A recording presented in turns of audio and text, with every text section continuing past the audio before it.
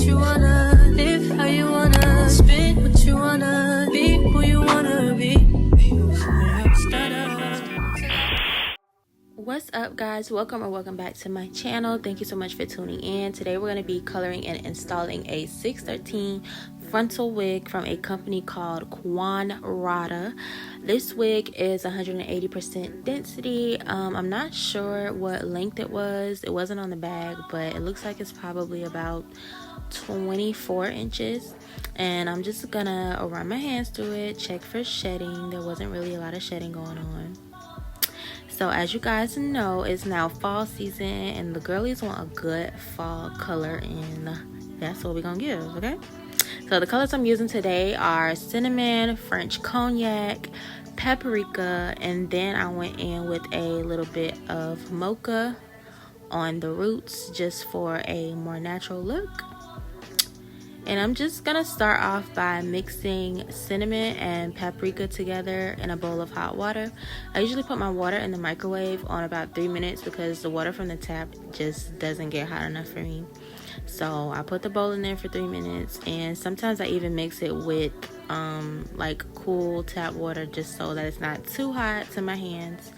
And yeah, we're just gonna keep on dipping and opening up the wig to make sure there's no blotches or anything in there when it's all said and done.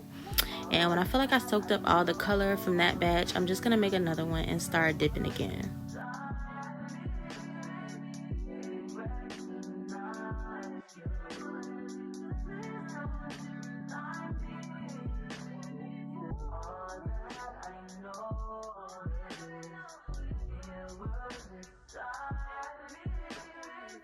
Like I said, I'm just making a new batch of water here.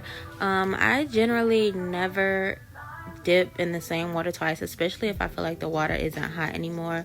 I'm always gonna make a new batch of water for me to dip the second time, and then the second time around I'll just use the regular tap because we basically already got the base color on the wig. We just need to get it a little bit darker and make sure that it doesn't fade, because if you don't color the wig completely, you will notice it fading or the color like getting spotty when you go to put heat to the hair. So when you start flat ironing it looks like the color is burning off basically. So you want to make sure you got a real good coat when you're doing this watercolor method.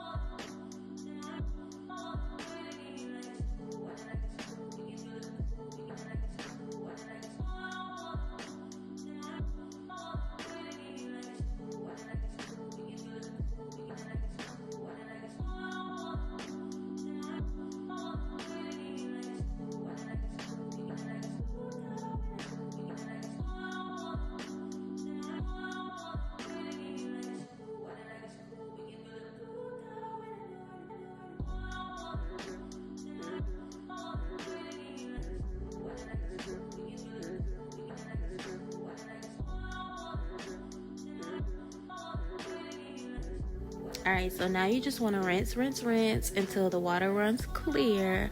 And now we're going to go ahead and get started on coloring the roots. And again, we're going to do that with the mocha color that I showed you guys in the beginning.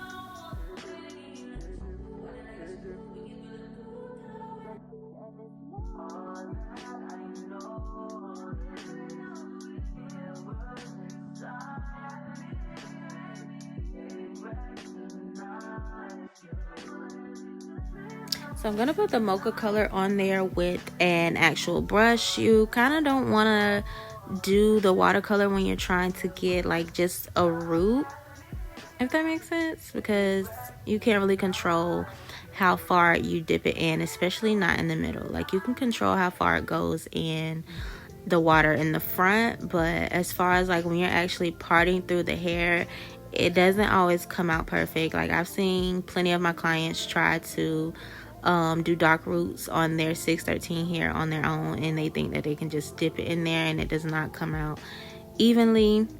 It's always all over the place. So it's better to do root touch-ups like this with an actual brush and not doing the watercolor method.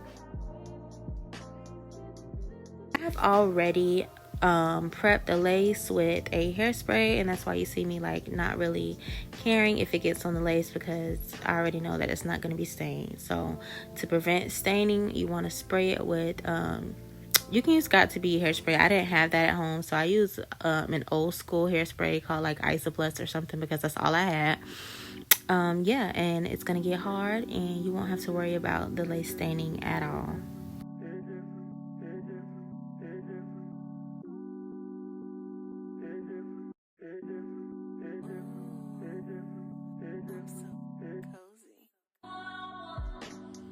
So this is what it's looking like so far. I am gonna have to go in and bleach the knots, because as you can see, most of them have taken on that dark mocha color, and we don't want that. We don't want the knots to be visible at all. So I'm just gonna go ahead and bleach the knots.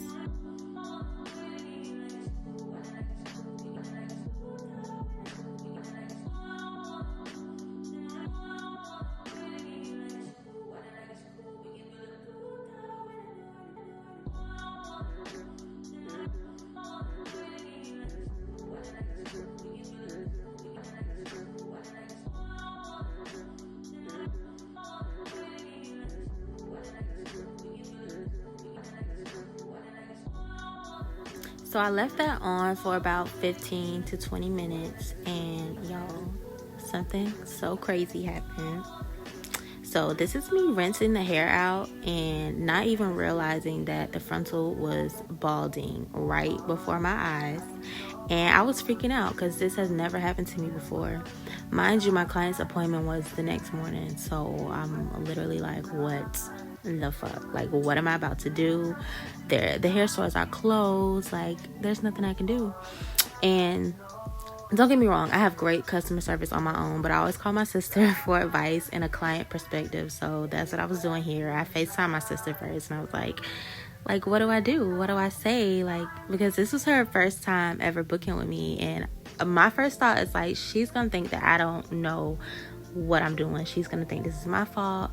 But luckily, she was like super sweet about it. We replaced the frontal. I had to recolor it and reattach the new frontal to her wig, and y'all, we got the job done.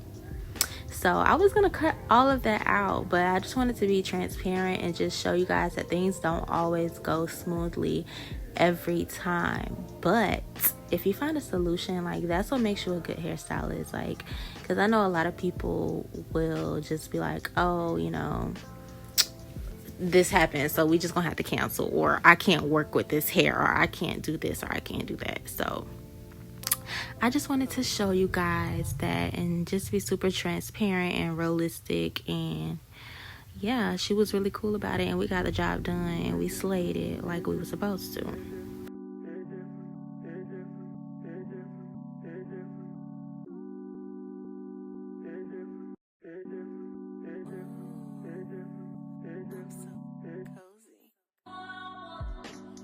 Alright, so I'm not going to talk too much during the install, because I'm sure y'all have seen 1,000 million bajillion of these.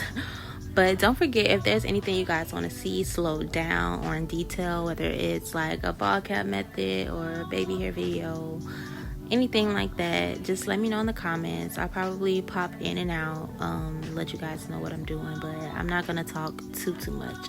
So I really hope you guys enjoyed this video.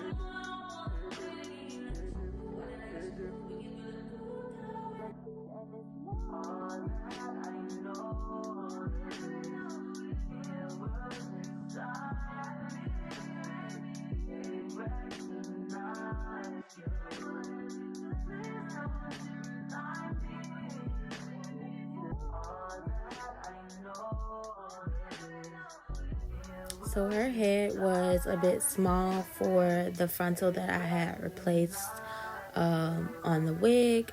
So I'm just going to go in the back and literally stretch her adjustable straps to the opposite side of her head. That's how itty bitty her head was.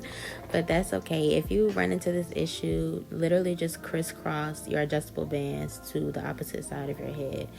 And I do this for all of my small head clients. It works wonders.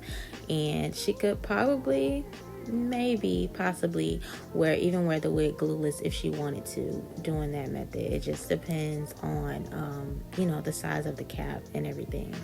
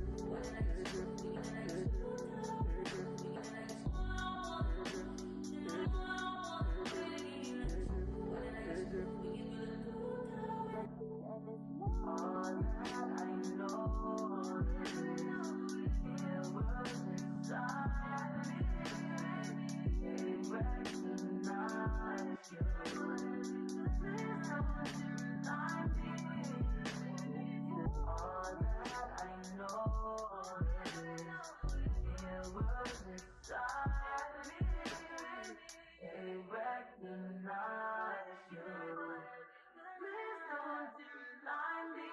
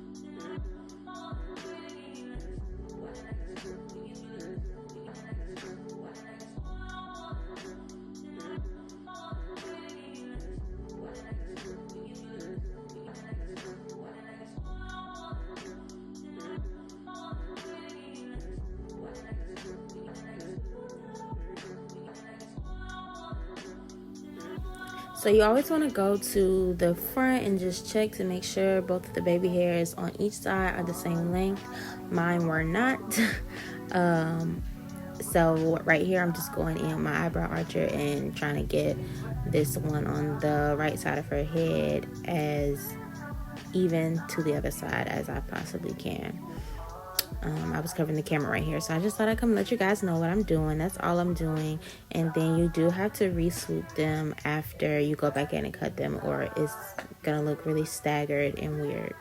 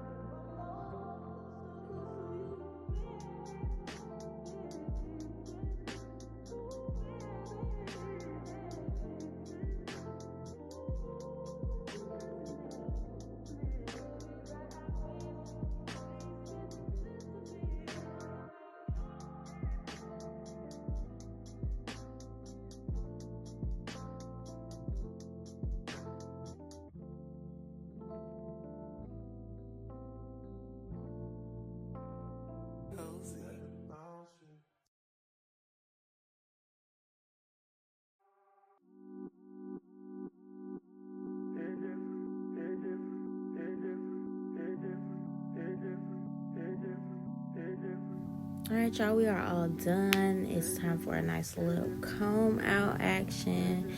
These curls were definitely popping, and the color was definitely giving what it was supposed to give. This is her birthday hair, by the way. Happy birthday again if you're watching this. But yeah, y'all, this turned out super duper cute. I love it. What y'all think? Let me know in the comments if y'all love this look. Don't forget to comment, like, subscribe. Tell a friend, tell a cousin, tell a sister, tell a brother, tell your uncles, tell your aunties to comment, like, and subscribe. I love y'all, and I will see you guys next week.